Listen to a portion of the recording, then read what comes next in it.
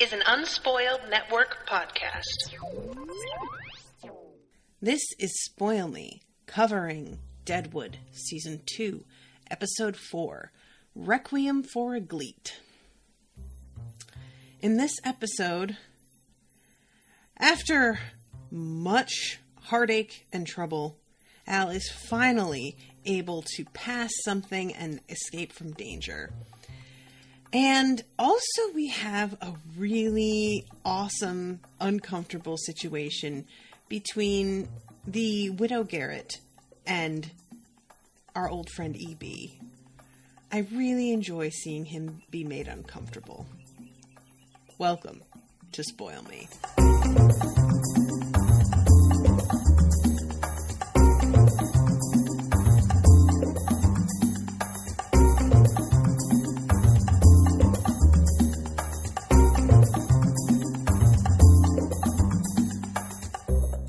Welcome to the show, everybody. I am Natasha.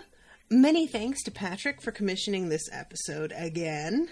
And I am really, this season has such a very different vibe from the previous season. It's taking a little bit of getting used to on my part, and I don't mean that in that it's a worse season. I mean it in that it is much more emotionally demanding, and it's harder for me to rewatch these than it was for the first season. The first season, I would rewatch them excitedly because I enjoyed so many moments purely for their wit and humor that I wanted to relive them. And this episode has had a lot less humor. It's been here and there, but it's really been sprinkled in, and instead we've been dealing with a lot more heartache, mistrust, danger, and just general despair in some cases. So it's been a little bit less fun in terms of just that, Less fun does not mean less good, but it's harder for me to go back and rewatch some of these because as much as I might know what's coming the second time around, and that keeps me from, for example, with Joni's storyline, I have been so on edge waiting for something to happen there that you would think watching it a second time and knowing that this guy does not kill a woman this time would make it easier for me to watch, but it doesn't really, because I still have that sense of dread, the same sense that Joni has, really. So yeah, it's just been harder, and also there's the fact that and I've talked about the effect of something like this in, say, Harry Potter, where you have 4 books that set up this world. There is a certain routine to it. And you get to know the patterns and the rituals of, getting our letters on books and going to Diagon Alley to shop and taking the train back to school and the, feast in the Great Hall before we go up to our rooms. All of that is very familiar. And then suddenly you have book 5 where nothing goes according to plan. Everything feels strange and off and unfamiliar and a little bit foreboding.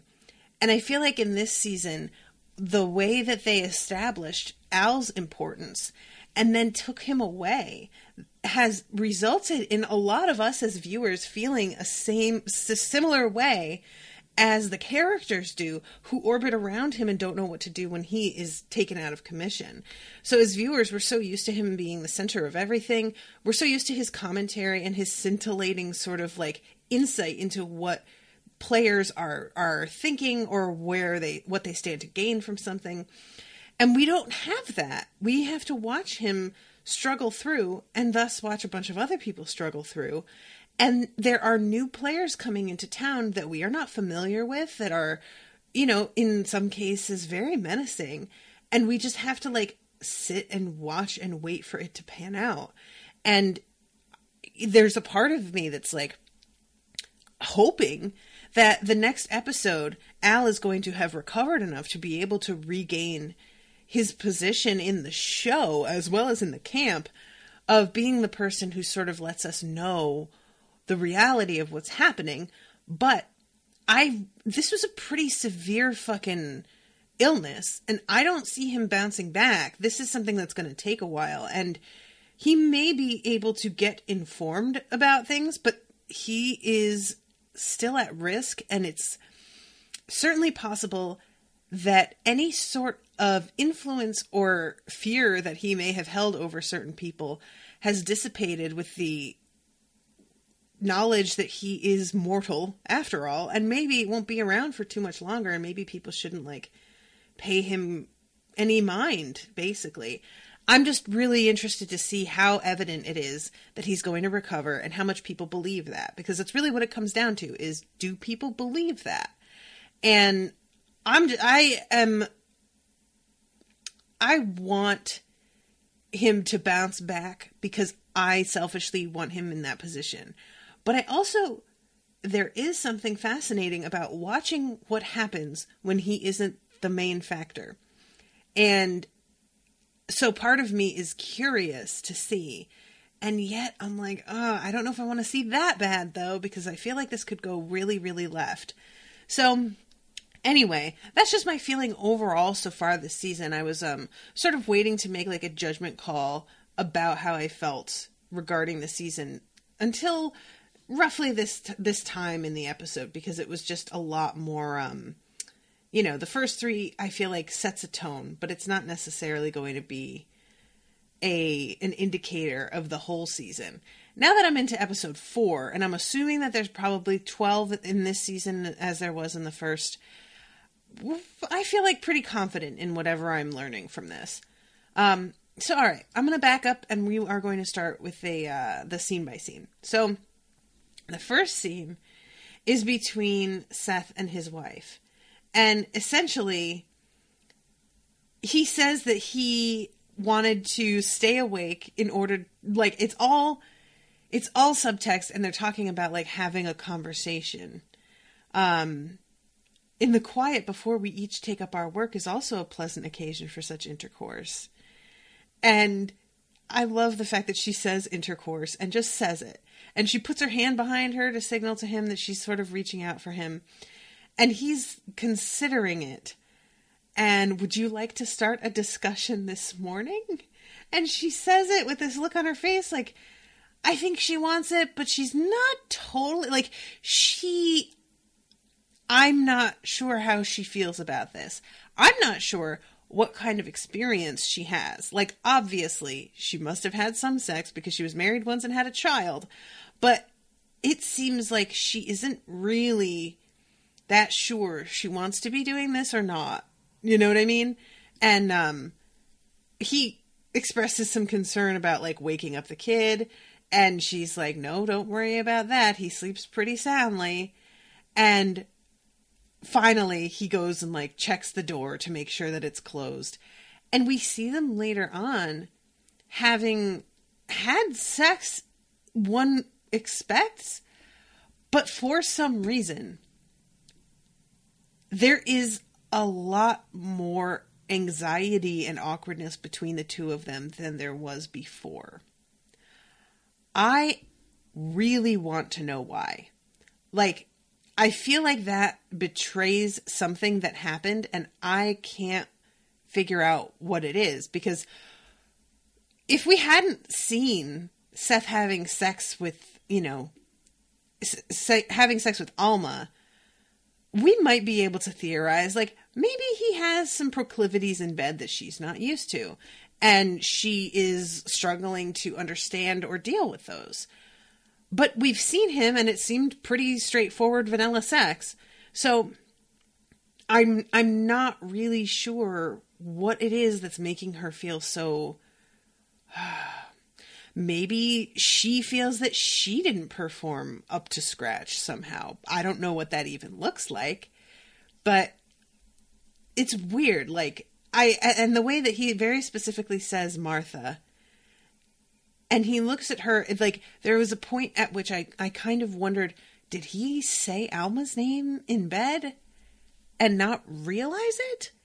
Because he specifically says her first name, and I really now think that it's just because he is trying to establish that they don't need to be so formal with one another now.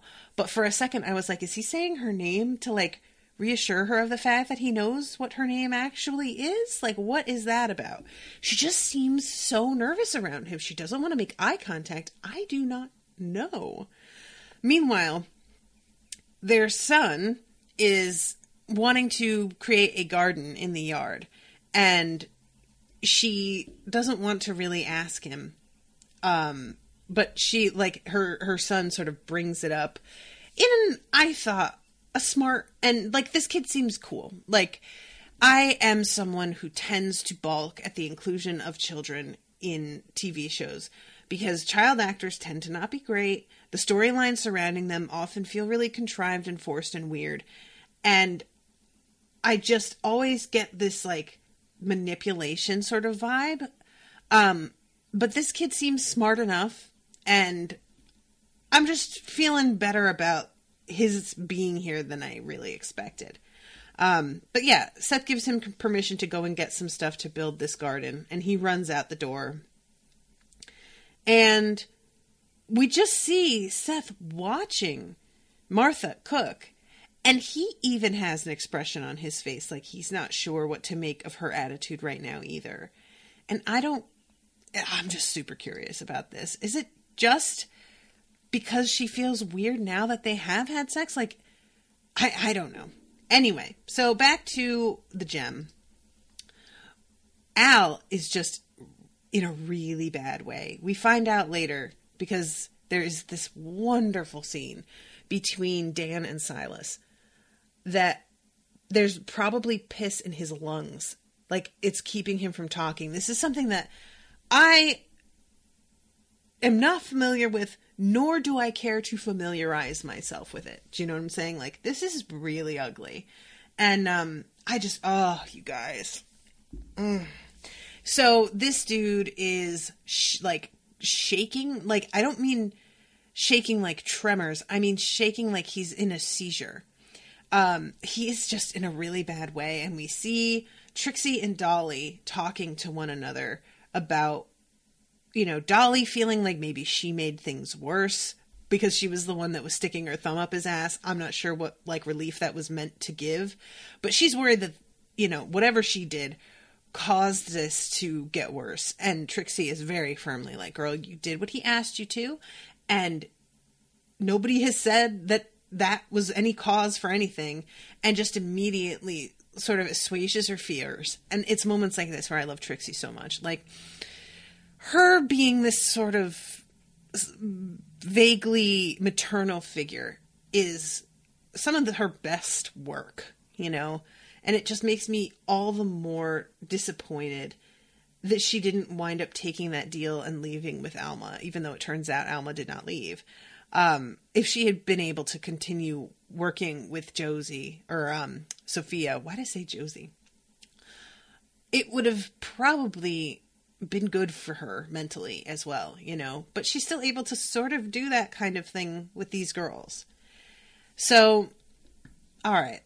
I want to talk about fucking Ellsworth and Frances Wolcott, because turns out there's some fucking history here. Ellsworth gets a kind of angry in this scene that we have never seen before. And it's not like he has not had reason to be angry before. This is a totally different side of him that is, in some ways, all the more impressive because we have never seen it. And so we know how bad the situation must be for him to be reacting this way. Outright aggression is simply not his style. So he comes up on Francis, fucking has his hand on the butt of his gun already. The instant that he sees Francis, he knows who he is. And he puts his hand on the butt of his gun before approaching him. And really aggressively, just, what's your business? And Francis introduces himself, and Ellsworth is just like, yeah, well, I fucking know who you are, so we don't need to do that. And says, them as poke around Mrs. Garrett's workings without a by or leave ain't welcome, Mr. Wolcott, and you ought not to repeat your fucking mistake. And Francis does his, That's a little harsh, don't you think? It was just a mistake that I wandered on here. And Ellsworth is so like, get the fuck out of here with your, oh, I had no idea where I was. He's just like, I know what you're here. You work for George Hurst. And he says that he's a geologist and is a little bit startled at the fact that Ellsworth knows who he is. No more, an error of yours would never be innocent. And when Francis says this, he says, I superintended the Consolidated Virginia operations. Ellsworth. He says the Ellsworth I knew dug a week without respite to save 3 poor souls from a cave-in. He was a hero. And Ellsworth seems downright insulted and says, and 46 corpses in a fucking hole that ought never to have been dug. And Ellsworth says, well, there's always a choice to count the saved or the lost. Basically like, well, you're being very pessimistic.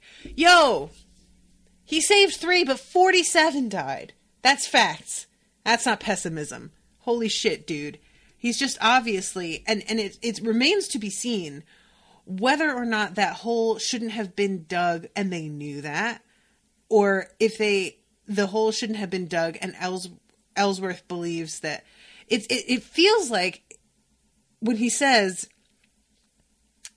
an error of yours would never be innocent, that he's insinuating that Francis pushed to dig this mine shaft even though he knew it wasn't safe and pretended not to know that it wasn't safe because he was greedy and was willing to take the risk with other people's lives is the vibe that I very much get.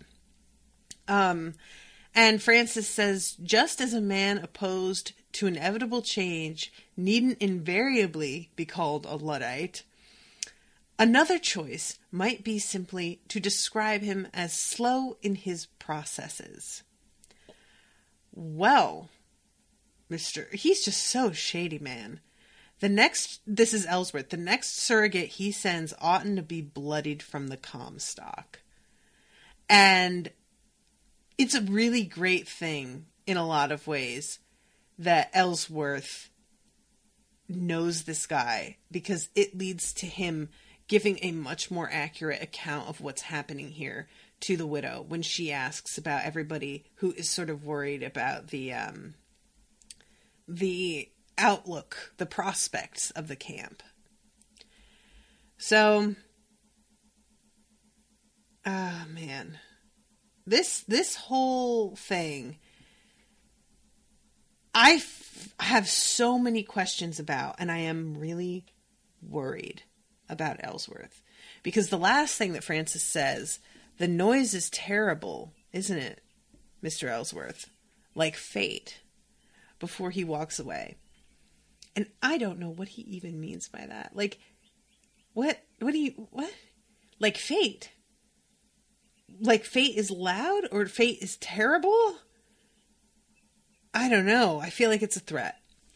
All right, so let's go to the fucking scene that I really was like not excited about, and now I'm not sure how I feel at all, because I have some suspicions here. So we have Alma, and she's sitting with Sophie, who is reading, and Alma gives her a little bit of candy to distract her as she discusses with Miss Isringhausen what her future is going to be. So she has not changed her mind and is not intending to allow Miss Isringhausen to be part of this girl's tutelage or her life anymore. And I was worried really about her just being left here without any sort of recourse or,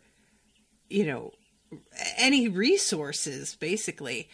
And Alma tells her, essentially, I know the position that you're in. I appreciate what you have done. And I don't think that we get along. We have to be able to work together, and we obviously don't mesh well. So I'm going to give you 6 months worth of wages and an additional $200 against the expense of your journey here and your return to Chicago. While you're making your arrangements, I will also continue to pay for your room here at the hotel, which frankly is a very good deal. That's much better than I was concerned. And I think that she is being very fair, and more than fair. She's being generous, but I am really not sure that she's making the right decision here. However, okay, so here's my theory. Later on, Miss Isringhausen goes to Silas's room. I don't know why. It doesn't seem like they have like an ongoing relationship of her coming to his room and hanging out like that. He seems a little like taken aback by it. And she says something about like, well, what you must think of me. So it doesn't seem like this is frequent occurrence, but she lays down some outright lies. And I'm like, is she sent here by Alma's dad? Is she part of like, because, okay. My mind is going in like 6 directions at once. So I've been saying that I don't know how Alma's dad is going to factor into this, if he is at all. I feel like that actor and that potential for a plot is too good to just pass up and have nothing come of it. As much as I would love for that not to be a concern of Alma's. But why this woman would begin to tell these tales now is a very strange choice. Like, if she had been sent by Alma's father, I don't know why he wouldn't have wanted her to start spreading these rumors immediately. Now, I say outright lies as if I know for sure, because all she says is she's killed one man already. And I assumed that she meant her own husband.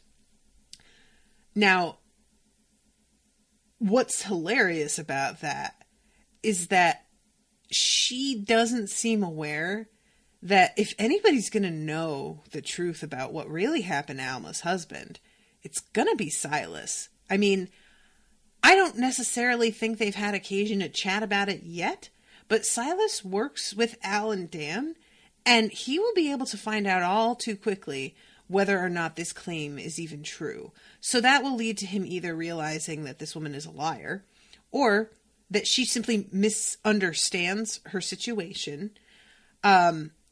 Maybe Alma isn't working for I was going to say Mr. Garrett, but that's her married name, so I don't know what her maiden name is. I forget.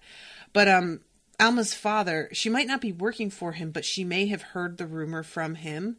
Maybe he started spreading it back in New York, and she overheard it and came to work for Alma anyway, and now has like this growing paranoia and delusion based on a false rumor. But it feels like she went to Silas for a reason, and that she told him this very specifically for a reason. And I can't make heads or tails of it. I don't know what to make of it. And so when I said, I'm not sure that this is a good idea of Alma's to fire Miss Isringhausen, part of me feels that way because I feel like Sophia needs somebody on her side. Miss Isringhausen, in the general sense, seemed to be level-headed and intelligent. And did Alma make an unnecessary and potentially really dangerous, unstable enemy by firing her? Or did she make a really smart decision by firing somebody who it turns out is working for her father, and she just didn't know that until now, and her father was hoping to, somehow insinuate himself even further into her life, and she has upset his plans by dismissing this woman. I really can't say. And the fact that this woman has 6 months of wages to live on and an additional 200 if she decides like to go back to, and the way that was worded when Mrs. Garrett said, and $200 towards the expenses if you're coming here and going back. Oh, I said Chicago. I'm sorry. I keep saying New York, but Chicago. Makes me think that that's just 200 extra to be given to her. She may decide not to leave, in which case she's up $200. If she has that money, she doesn't have to leave the camp anytime soon. So she could stick around and make a lot of trouble for Alma. And God knows Alma will be paying for her room while she does it. Like, this is a real weird storyline that has, for me so far, no discernible direction. So I'm really, really curious what the hell we're going to find out about her later. And this actress has always tended to play, her name is Sarah Paulson, at Amazon X-Ray is telling me. And she has always tended to play like sort of prim, meddlesome people. So yeah, she is on my radar now as like somebody who's really maybe going to be a bad troublemaker. So EB comes in to the gym and he obviously like wants to know what's going on, and Dan isn't really trying to tell him too much. Dan's hand is shaking pretty bad too, because apparently he fucked it up when he shouldered that door to try and get it open when they were breaking into Al's room, since he wouldn't let anybody in. He went at it with his shoulder thinking that he could just tear it down, and anybody who has tried to do that with a door that won't budge knows just what a shock it is. And so yeah, he tries to pour this coffee and his hand is just shaking really badly. Now EB is pushing for information about what's going on, and I don't really know why Dan doesn't want to just tell him. I guess it's them trying to keep up the illusion of things still being under control, because Al's position is so dependent on people being afraid of him. And he knows that EB is such a fucking gossip that if anybody's the wrong person to tell, it probably is him. Dan is being very smart in a lot of ways. I appreciate his dedication and his urge to protect, because honestly, I wouldn't have blamed him if he'd been more honest with everybody about what was going on. But it's better probably in the end to be more cautious than otherwise. So this scene and him like trying to be like, don't you say anything to anybody about that. He's on the mend and he's not receiving. EB, that's all I was fucking asking. Well, that's your fucking answer.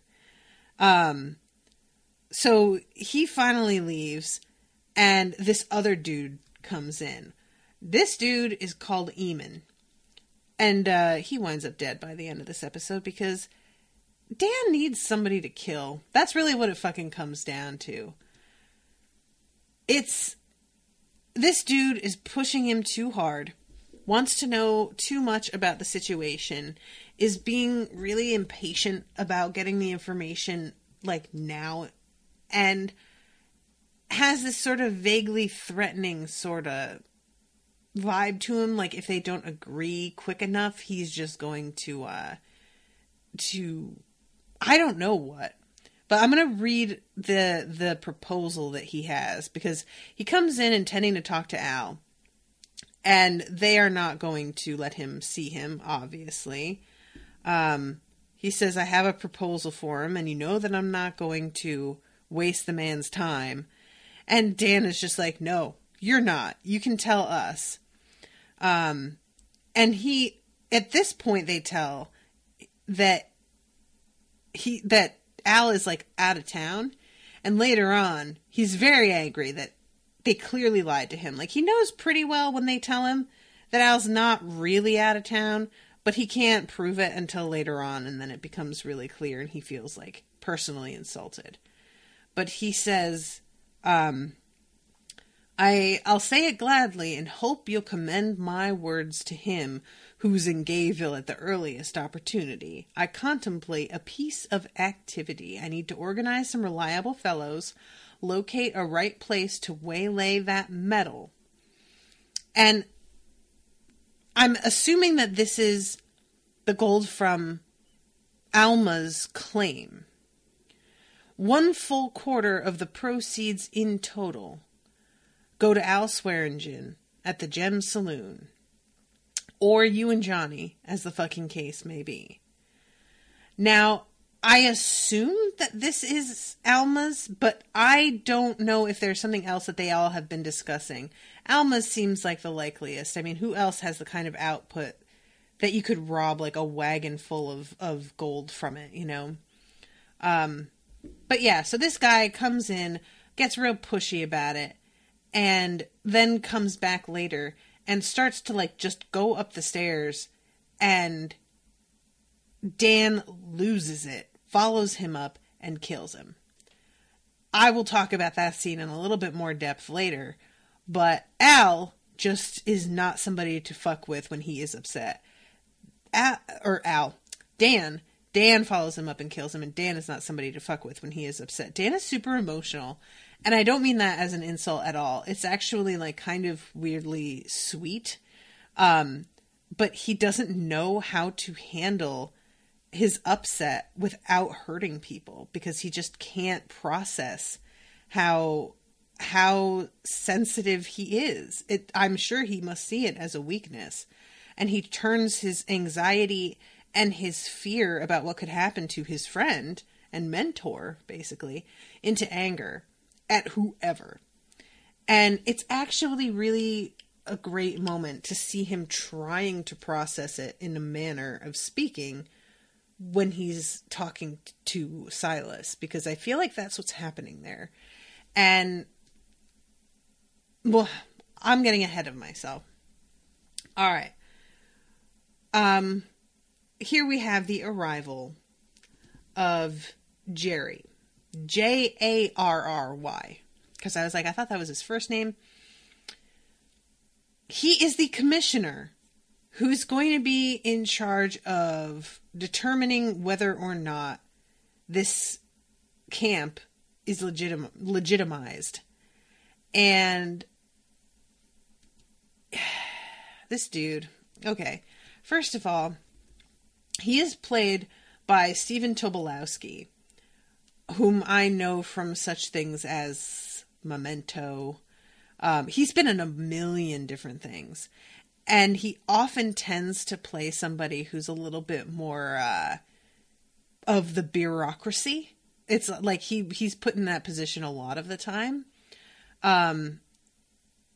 Silas appears familiar with him. When he passes by, Silas greets him and knows him by sight. Calls him Commissioner Jerry. And he says, "You could have known my next whereabouts if you had talked to me in Yankton, where I sat outside your office for half a fucking day." It seemed to many of us in Yankton that in the aftermath of Magistrate Claggett's disappearance, you chose different companions.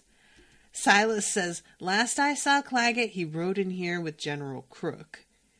And I figured he left with him too. And perhaps was plucked up subsequently from amidst the troops by savages. Yes, such moonlight treachery being their stealthy hallmark." Yeah, so he's got the stink of suspicion on him. And he says, and Silas returns with maybe he took a bribe from someone, didn't hold up his end, and got his just deserts. And Jerry says that's of no personal interest to me or anyone in Yankton.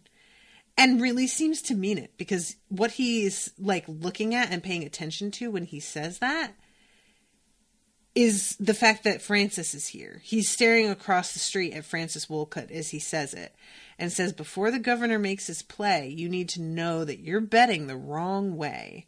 Or someone certainly is." And gives a bit of a look as well to Mr. Wu.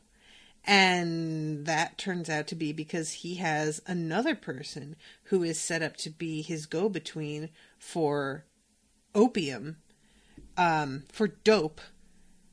And this person is evidently not unfamiliar to Mr. Wu, who calls him a San Francisco cocksucker later on. So yeah, this whole thing is basically an attempt at restructuring the power in the camp. And I don't know how much it will have taken, how much it's took by the time Al wakes up and is like back in the fray again. How far gone is everybody with making deals? Is the commissioner murderable? The number of people who come to Deadwood and then they're never seen again will be stacking a little too high, I think, if he turns out to vanish when he, turns up there. So I don't really know exactly what Al could do, because short of murdering this guy, he'd have to out-bribe him, out-bribe everybody else. And I just don't see Al wanting to do that again after the first time he tried. The guy just totally went back on his word. So I'll be very curious to see exactly how Al tries to handle this whole thing. So let's go to Cy.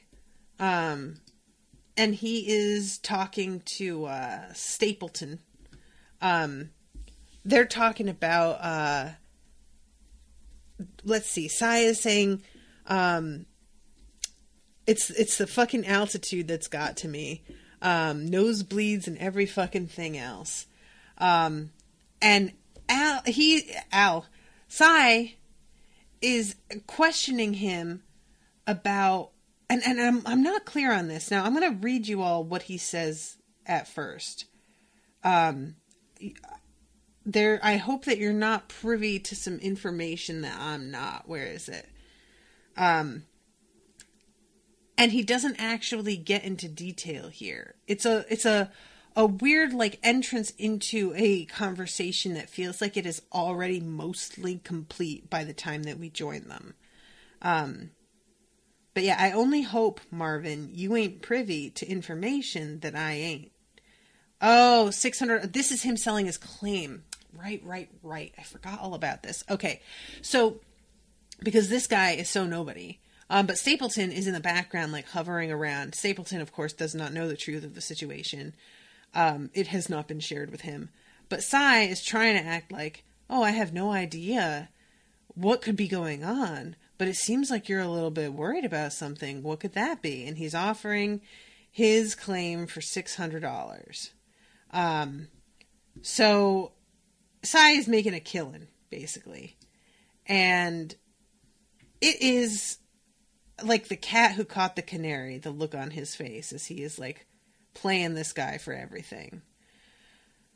Oh, this poor dude. I feel bad for him because he's going to look back and realize like how hosed he got. Let's go to Le Chami, Josie's place. Josie and Maddie. This is a really ugly situation. I hate it. I said this last episode that I wish that Josie could find somebody who had like a fucking conscience to work with, because I feel like she needs some reassurance that humankind isn't just garbage. But Maddie is not going to be that person. Maddie is really angry with Josie for going in there and, or Joni for going in there with a gun. And Joni is saying like she surprised herself that she didn't kill the guy. And Maddie is like, don't you ever fucking say that to me again, that you surprised yourself. Like, Joni then tries to defend herself because Maddie acts as if what Joni did was try to take Mr. Woolcut, Mr. W, on because she wants him. And I was really like, that's not what it is. She had a gun with her. How could she be like that interested? And then when Joni's like, no, that's not it. Maddie says, was it worse? Were you angry at him? Is that what surprised you? How angry you were that George Hurst's second was a cruel and evil man? And comes over, did you think maybe you'd shoot him to get us little people even? And Joni says, I took the gun to protect myself. And Maddie says, who fucking asked you to go into the room with him? Nobody gets even. We get dead. And before I go, I intend a long and comfortable retirement, and that cocksucker is going to pay the freight. And Joni says, something terrible is going to happen here. And Maddie walks away because Joni is right and says, you don't even know the girl he wants to harm. Like, that's going to be the determining factor. If he's wanting to kill a girl, and it's not even a friend of yours, why do you fucking care? Which just, you know what, guys. And we meet Carrie, which is the girl that he is after. And because she shows up in camp, I expected her to be like dead by the end of the episode. He doesn't even lift a hand to her this episode, which somehow makes it all that much worse because he's obviously savoring whatever fucking creepy mind game he is playing. And she is aware that he is a sadist because she confronts him about it and is like, don't you fucking hit me. And he comes like in 2 seconds. It's crazy how quick it's over. And I can't help but wonder what that's about, if that's tied in with it somehow. Like, I don't know. But you guys, this whole thing made me so nervous and so like in my gut, like upset. And I was so disappointed in Maddie as well. I don't think that she really doesn't care about these girls and their safety. I don't genuinely believe that. But I certainly have had a couple of moments of being like, the fact that you can turn off your conscience to this degree is not really better than not having one at all. And I'm bummed out that it feels that Joni went from the frying pan to the fire. She's not getting away from these psychopath types, you know? But yeah, it is really, Carrie is something. She has a lot more like finery and a lot more of a look to her than any of the other whores had when they came up. Like, they rode in, some of them were practically in their underwear on the way in. She's dressed in a way that you would think was middle class, probably. And certainly has some airs about her. Has a vibe of being like a spoiled brat. And I'm wondering if that factors into his fascination with her. The fact that she seems so untamable and has such an attitude. I don't know. Anyway, here comes this weird monologue with EB. And he's talking to Richardson, who's the fucking scraggly-haired manservant, the cook. He's essentially arguing with himself about whether or not what he's doing in terms of being forced to team up with Woolcut is betraying Al, and whether or not Al is going to see it that way. And he's trying to say, like, I'm not going to be disloyal to Al. I'm just expanding my loyalties to include someone else. And these kinds of self-arguments really are evidence that he knows very well how Al is going to see this. Like, he's trying to create an argument before Al brings up these very things to him. And I'm not sure that's really going to work out, EB. Good effort. But, and he says, I don't like being weak, and I know that I am. I yearn to rely on a stronger will. And this whole thing, he is talking this entire time, and Richardson never responds to him. It's essentially a monologue. And he's watching Richardson and kind of starts to take out his anger on him, even though Richardson's doing fucking nothing and is just making a soup.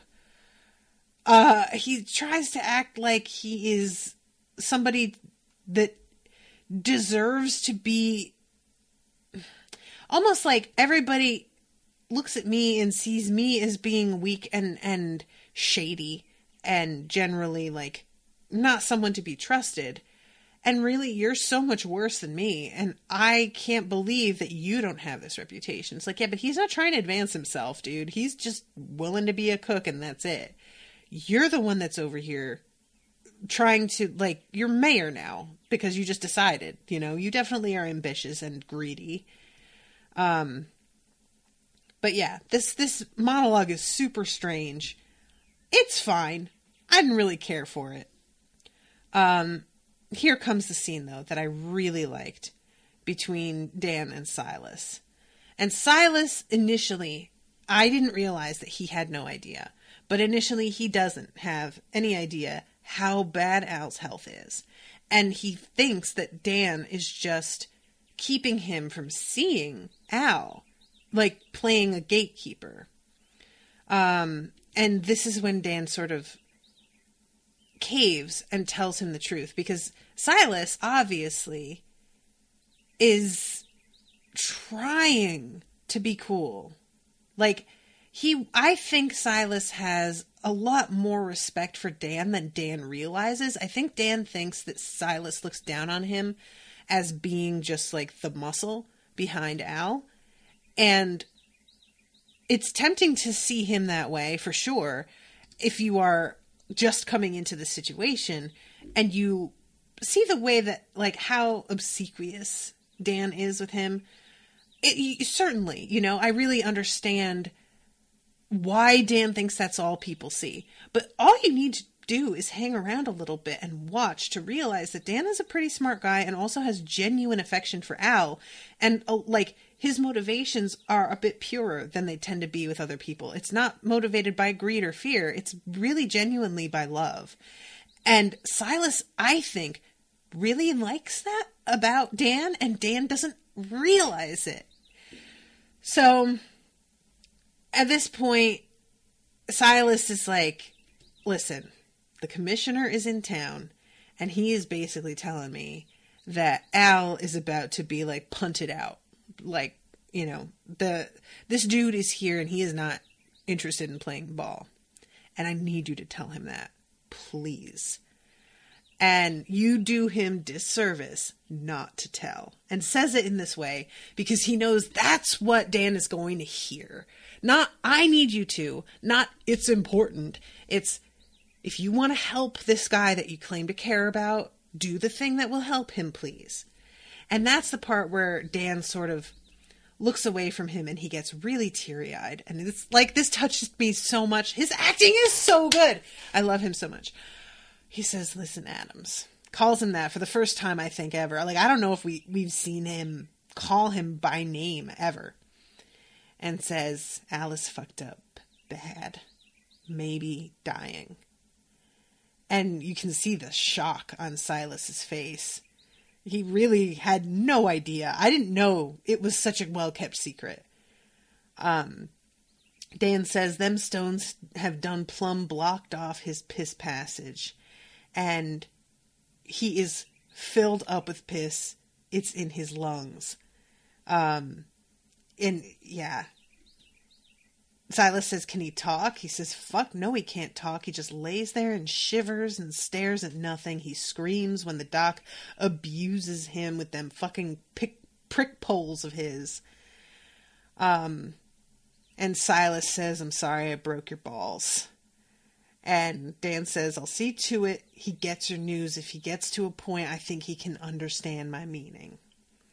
Which, that's fair, you know, and Silas knows it's fair. But you can see that he's sort of wondering about what Jerry said to him about backing the wrong horse earlier. And realizing that maybe Al's dying and he did pick the wrong guy. And I'm like, oh, don't abandon him yet, though. Please, Silas, you're super valuable. And like, Al, if he makes it out of this, and I feel like he has to, is gonna be so disappointed. Like, just don't do that.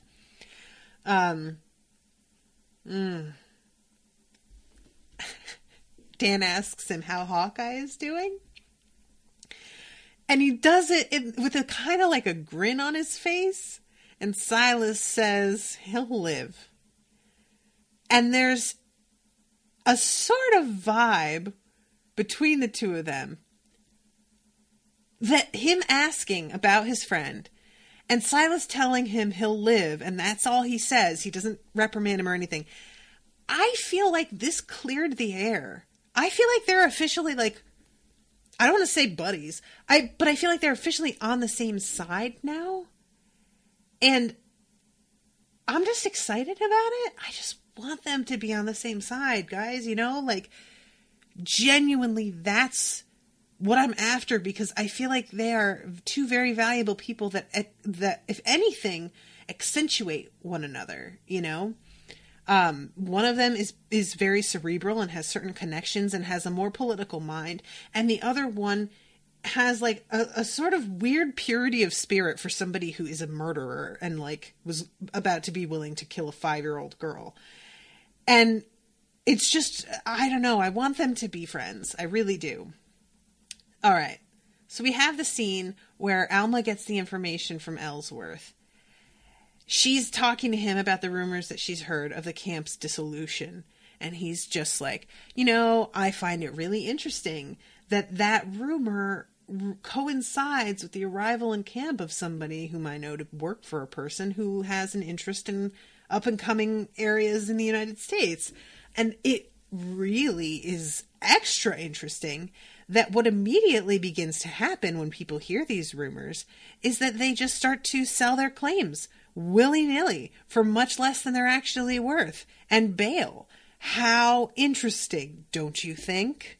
And she's like, oh shit, okay, I see what you're saying. And this leads to her doing this masterful play where she talks later to E.B. E.B. is trying to, and it's so annoying. He keeps talking about her women's intuition, and I love how she turns that back around on him. There is nothing quite as insulting as sexism that is cloaked in reverence, as if to make it like, I'm treating you very differently, but only because I recognize your sex's superiority in this particular arena.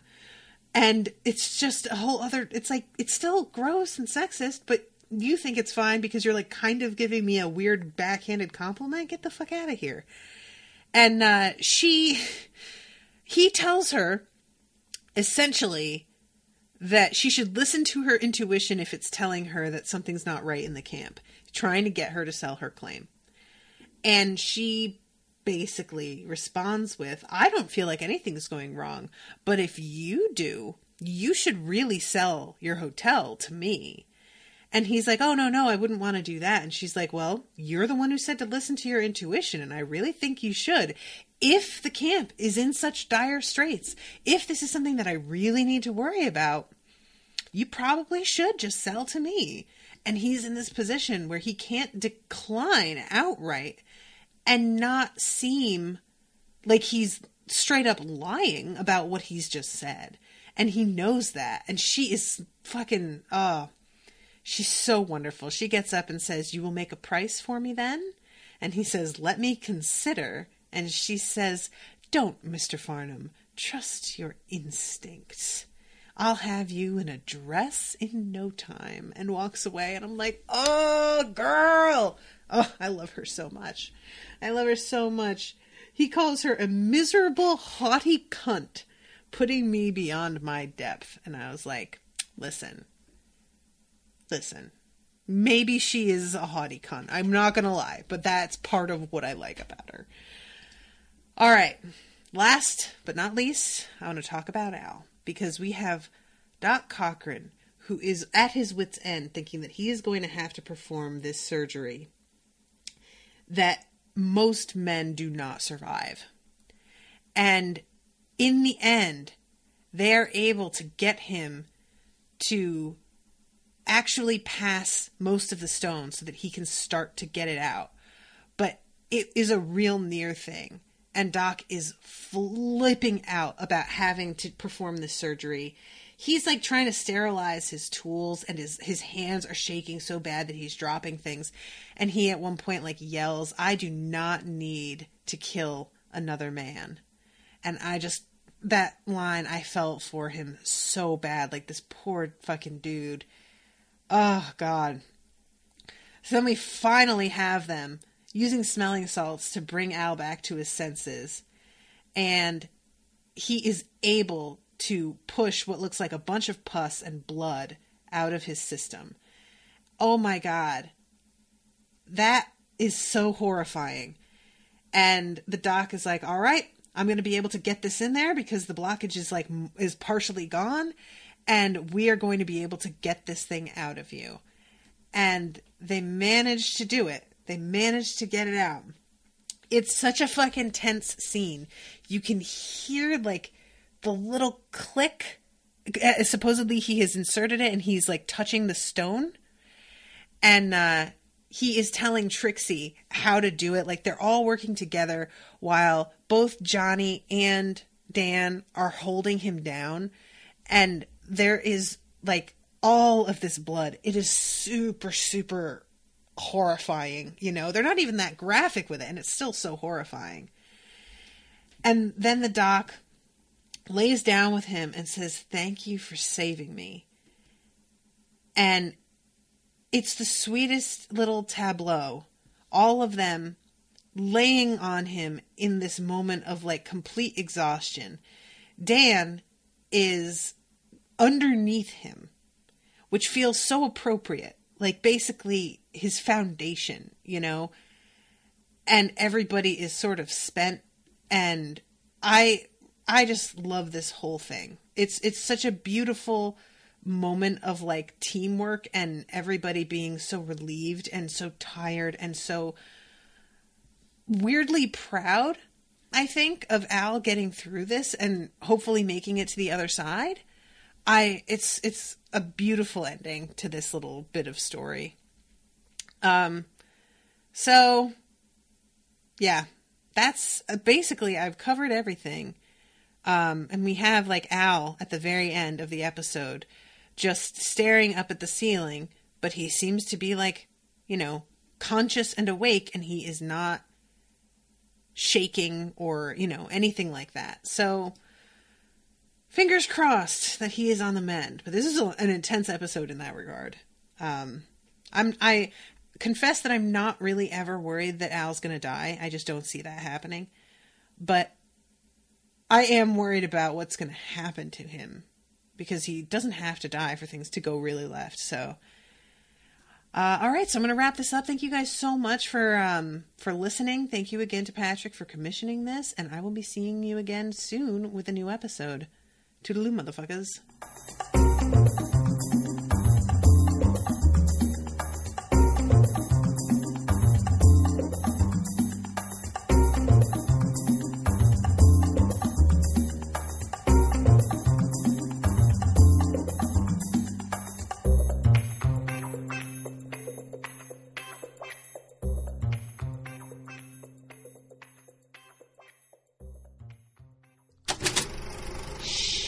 That was an Unspoiled Network podcast.